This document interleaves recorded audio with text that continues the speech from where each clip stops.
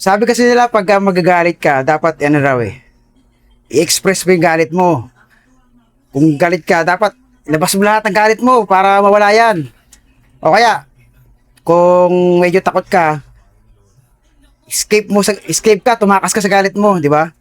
Ganun yung karaniwang ginagawa. O kaya iba, mawala ng pakiramdam, magiging numb sila, numb. Magiging manhid sila. Yun. Yun yung mga solusyon na kadalasan na ginagawa natin para kung pag nakakaharap tayo sa galit na yan, no? Ano pa talaga yung dapat na gawin? Tatakasan ba yung galit? I-express mo yung galit mo? O magiging manhid ka na lang? Para hindi ka na mapunta sa anumang pakiramdam na yan. Hindi ka nagagalit, hindi ka nalulungkot, hindi ka masaya, hindi ka galit, basta manhid ka na. Ano pa talaga yung the best para dyan? Yan. Ganito kasi yung mangyayari, no? Kung sakali. Sa akin kasi, again, opinion ko lang to kung mali para sa'yo, di, sa mga kaparehas ko, di, tara, kwentuhan tayo ulit.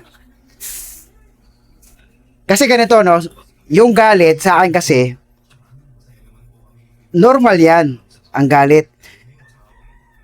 Nasa ano yan nasa basic natin yan. Eh, yung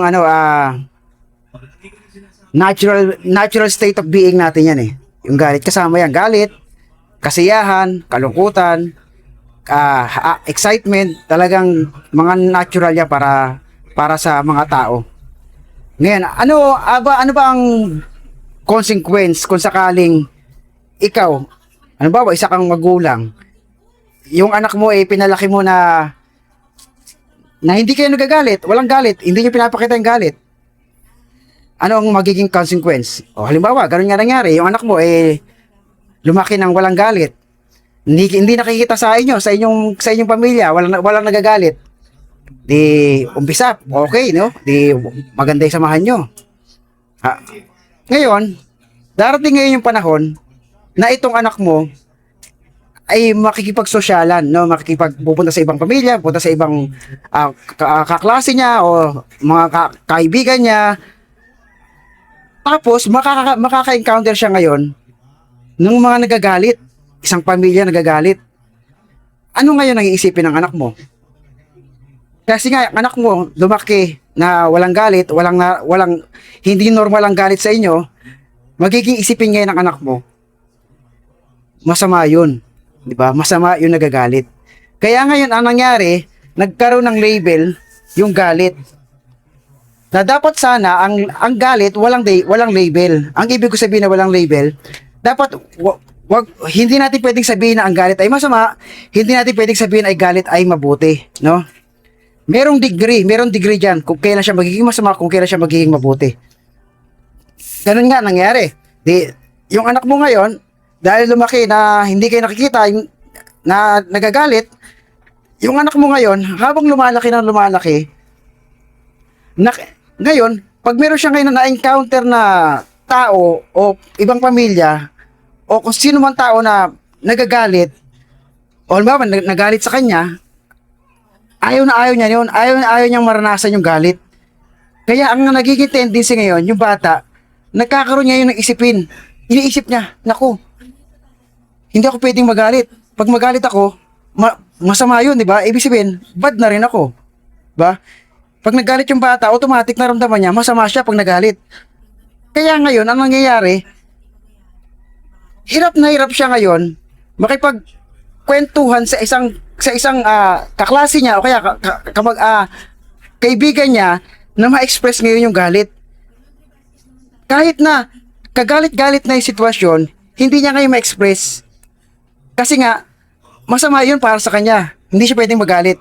Kaya ang nangyayari sa kanya, bumabagsak siya ngayon sa isang sitwasyon na nagiging people pleaser siya.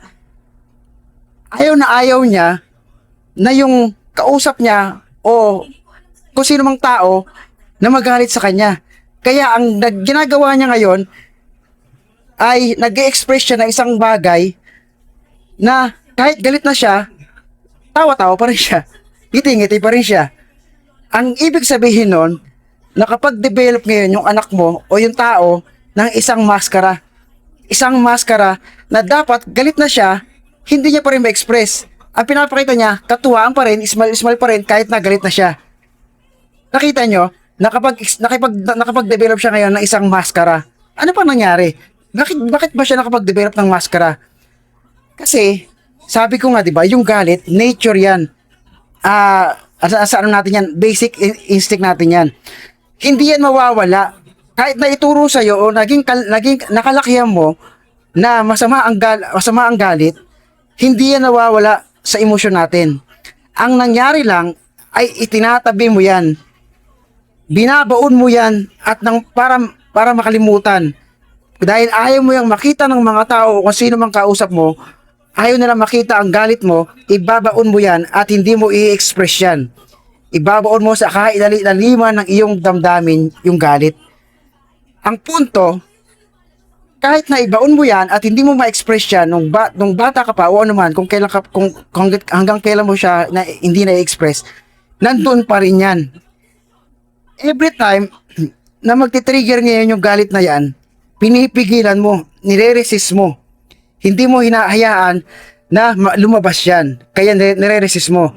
Kaya, pag nagti-trigger ngayon yung galit na yan, ang nangyayari sa'yo, nagiging guilty ka, feeling guilty. No?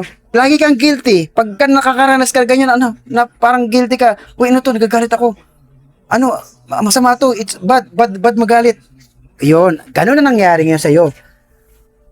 Meron kang galit, pero binaon mo sa limot. Hindi mo na ini-express. Nakalimutan mo na kung paano i-express yan.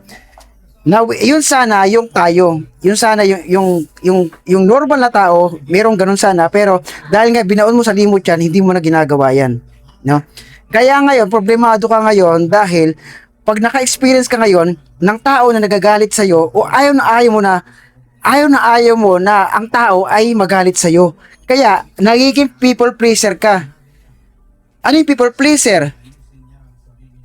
Kahit na kahit na hindi mo gusto yung inuugali ng kasama mo, hindi mo gusto yung ine-express ng kasama mo o kaya ng kaibigan mo, tuwa ka pa rin, smile ka pa rin, di ba? Kahit na hindi ang nararamdaman talaga ng damdamin mo, hindi ka dapat matuwa, dapat magalit ka, pero hindi mo na-express yung pinipigilan mo yun. Kaya nangyari sa'yo, people pleaser ka. Nagkaroon ka ng maskara, naging plastic ka na. No? Dahil nga mali na ang turo sa iyo na hindi mo na-express 'yon. Yan ang basic ng galit.